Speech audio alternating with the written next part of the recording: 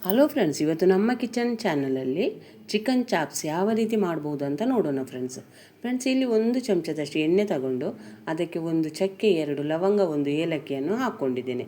ಜೊತೆಗೆ 1 ಚಮಚದಷ್ಟು ಬಡೆ ಸೊಪ್ಪು ಅಥವಾ ಸೋಂಪನ್ನು ಹಾಕ್ಕೊಂಡಿದ್ದೇನೆ ಫ್ರೆಂಡ್ಸ್. ಮತ್ತು ಗ್ರೇವಿ ಒಂದು ಸ್ವಲ್ಪ ಜಾಸ್ತಿ ಬೇಕು ಅಂತ ಒಂದು ದೊಡ್ಡದು ಈರುಳ್ಳಿಯನ್ನು ತಗೊಂಡು ಒಂದು ಸಲ ಎಣ್ಣೆಯಲ್ಲಿ ಫ್ರೈ ಮಾಡ್ಕೋಬೇಕು ಫ್ರೆಂಡ್ಸ್.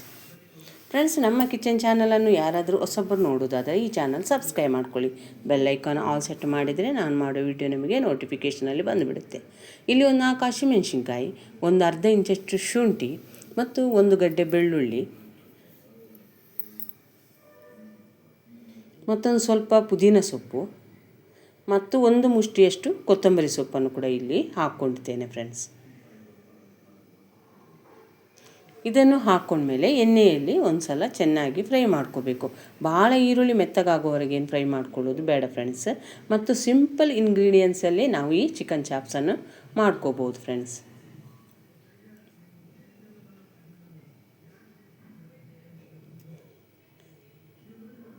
ಈಗ ಇದೆಲ್ಲ ಚೆನ್ನಾಗಿ ಫ್ರೈ ಆದಮೇಲೆ ಇದಕ್ಕೆ 1 ಮುಷ್ಟಿಯಷ್ಟು ತೆಂಗಿನಕಾಯನ್ನು ಹಾಕ್ಕೊತೇನೆ ಫ್ರೆಂಡ್ಸ್. ಈಗ ಇದನ್ನೇನು ನಾನು ಗ್ಯಾಸ್ ಆಫ್ ಮಾಡಿದ ಮೇಲೇ ತೆಂಗಿನಕಾಯಿನ ಹಾಕಿ ಅದನ್ನು ಹೀಗೆ ತಣ್ಣಗಾಗೋದಕ್ಕೆ ಬಿಡ್ತಿದ್ದೇನೆ. ಇಲ್ಲಿ ಒಂದು ಪಾತ್ರೆಗೆ 3-4 ಟೇಬಲ್ ಸ್ಪೂನ್ ಎಣ್ಣೆ ಹಾಕ್ಕೊಂಡು ಒಂದು ಸ್ವಲ್ಪ ಈರುಳ್ಳಿಯನ್ನು ಕೂಡ ಇಲ್ಲಿ ಹಾಕ್ಕೊಂಡಿದ್ದೇನೆ. ಈರುಳ್ಳಿಯನ್ನು ಎಣ್ಣೆಯಲ್ಲಿ ಒಂದು ಸಲ ಚೆನ್ನಾಗಿ ಫ್ರೈ ಮಾಡ್ಕೋಬೇಕು ಫ್ರೆಂಡ್ಸ್. ಈ ಚಿಕನ್ ಚಾಪ್ಸ್ ಸಾಮಾನ್ಯವಾಗಿ ಚಪಾತಿ, ಇಡ್ಲಿ, ದೋಸೆ ಇದಕ್ಕೆಲ್ಲ ತುಂಬ ರುಚಿಯಾಗಿರುತ್ತೆ ಫ್ರೆಂಡ್ಸ್. ನೀವು ಒಂದು ಸಲ ಟ್ರೈ ಮಾಡಿ ಯಾವ ರೀತಿ ಬಂತು ಅಂತ ನನಗೆ ಕಾಮೆಂಟ್ ಸೆಕ್ಷನಲ್ಲಿ ತಿಳಿಸಿ ಫ್ರೆಂಡ್ಸ್. ಈಗ ಈರುಳ್ಳಿ ಎಣ್ಣೆಯಲ್ಲಿ ಚೆನ್ನಾಗಿ ಫ್ರೈ ಆದಮೇಲೆ ಫ್ರೆಂಡ್ಸ್ ನಾನು ಇದಕ್ಕೊಂದು ಸ್ವಲ್ಪ ಕರಿಬೇವನ್ನು ಕೂಡ ಈಗ ಹಾಕ್ಕೊತಿದ್ದೇನೆ.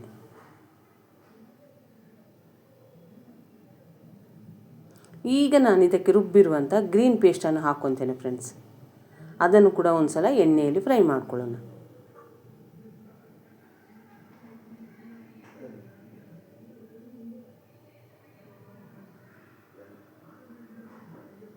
ಎಣ್ಣೆಯಲ್ಲಿ ಗ್ರೇವಿ ಚೆನ್ನಾಗಿ ಫ್ರೈ ಆದಮೇಲೆ ಇದಕ್ಕೆ ಒಂದು ಚಿಟಿಕೆ ಅರಿಶಿನ ಮತ್ತು ನೋಡ್ಕೊಂಡು ಇದಕ್ಕೆ ಉಪ್ಪನ್ನು ಹಾಕ್ಕೋಬೇಕು ಫ್ರೆಂಡ್ಸ್.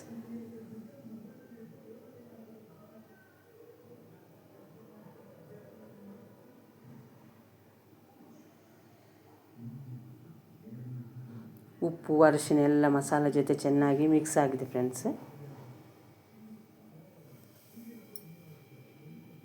ಈಗ ಇದಕ್ಕೆ ನಾನು ತೊಳೆದಿಟ್ಟಂಥ ಚಿಕನನ್ನು ಈಗ ಒಂದು ಅರ್ಧ ಕೆ ಜಿ ಚಿಕನನ್ನು ಇದಕ್ಕೆ ಹಾಕ್ಕೊತಿದ್ದೇನೆ. ಈ ಚಿಕನನ್ನು ಹಾಕ್ಕೊಂಡ್ಮೇಲೆ ಭಾಳ ನೀರು ಹಾಕ್ಕೋಬಾರ್ದು ಫ್ರೆಂಡ್ಸ್. ಮಿಕ್ಸಿ ಜಾರಲ್ಲಿರೋ ಮಸಾಲಕ್ಕೆ ಅಂಥೇಳಿ ಒಂದು ಅರ್ಧ ಗ್ಲಾಸ್ ನೀರನ್ನು ಹಾಕಿ ನಾನು ಇದಕ್ಕೆ ಸೇರಿಸ್ಕೊತೇನೆ.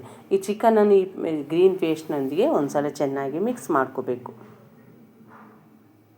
ಇದನ್ನು ನಿಮಗೆ ಇನ್ನೂ ಸ್ವಲ್ಪ ಸ್ಪೈಸಿ ಬೇಕಂದರೆ ಹಸಿಮೆಣ್ಸಿನ್ಕಾಯಿ ಅಥವಾ ಕಾಳು ಮೆಣಸು ಪೌಡ್ರ್ ಏನನ್ನು ಹಾಕ್ಕೋಬೋದು, ಜಾಸ್ತಿ ಹಾಕ್ಕೋಬೋದು ಫ್ರೆಂಡ್ಸ್. ನಾನು ಭಾಳ ಸ್ಪೈಸಿಯಾಗಿ ಮಾಡ್ಕೊಂಡಿಲ್ಲ ಫ್ರೆಂಡ್ಸ್, ಯಾಕಂದರೆ ಇದನ್ನು ನಾನು ಚಪಾತಿಗೆ ಮಾಡಿರೋದರಿಂದ ಭಾಳ ಸ್ಪೈಸಿಯಾಗಿ ಮಾಡ್ಕೊಂಡಿಲ್ಲ. ಈಗ ಇದಕ್ಕೆ ಒಂದು ಅರ್ಧ ಗ್ಲಾಸಷ್ಟು ಗರಂ ಮಸಾಲ ಪುಡಿ ಹಾಕಿದ ಮೇಲೆ ನೀರನ್ನು ಕೂಡ ಈಗ ಹಾಕ್ಕೊತೇನೆ ಫ್ರೆಂಡ್ಸ್.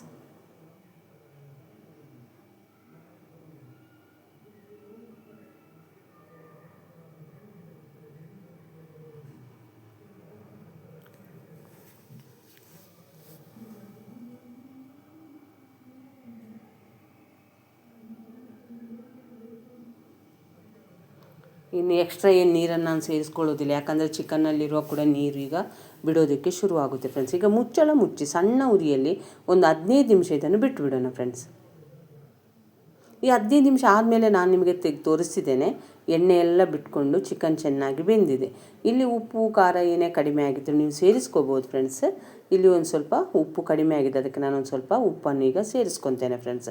ಮತ್ತು ನೀವು ಸರ್ವ್ ಮಾಡಬೇಕಂದ್ರೆ ಒಂದು ಸ್ವಲ್ಪ ಲಿಂಬೆ ಹಣ್ಣನ್ನು ಹಿಂಡಿ ಸರ್ವ್ ಮಾಡಬೇಕಂದ್ರೆ ನಾವಿಲ್ಲಿ ಟೊಮೆಟೊ ಹಣ್ಣನ್ನು ಸೇರಿಸ್ಕೊಂಡಿಲ್ಲ, ಅದಕ್ಕೋಸ್ಕರ ನೀವು ಲಿಂಬೆ ಹಣ್ಣನ್ನು ಹಿಂಡಿ ಅದನ್ನು ಸರ್ವ್ ಮಾಡಬೇಕು ಫ್ರೆಂಡ್ಸ್.